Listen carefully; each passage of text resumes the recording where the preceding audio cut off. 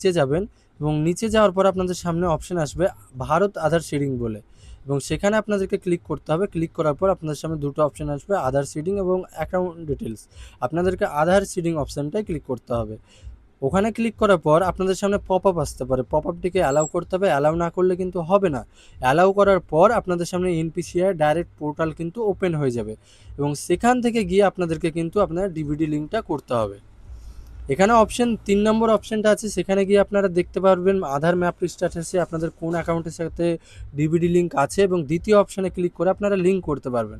দ্বিতীয় অপশানে ক্লিক করার পর আমরা আমাদের অ্যাকাউন্ট যে আধার নাম্বার দিয়ে আমরা ডিবিডি লিঙ্ক করাতে চাই ওই আধার কার্ড নাম্বারটা দিয়ে দেবো এখানে। তারপর সিডিং অপশানে ক্লিক করব, দেন আপনার আর কোন ব্যাংকের অ্যাকাউন্ট সেটা আপনাকে সিলেক্ট করতে হবে। তারপরে আপনাদেরকে অ্যাকাউন্ট নাম্বার দুবার টাইপ করে চেক বক্সে ক্লিক করে নিচে কনফার্ম অপশানে ক্লিক করতে হবে। দেন আপনাদের সামনে ফ্রেশ সিডিং 2 নম্বর অপশান আসবে, একই ব্যাংকের দুটো অ্যাকাউন্ট যে কোনো একটিতে করতে পারেন।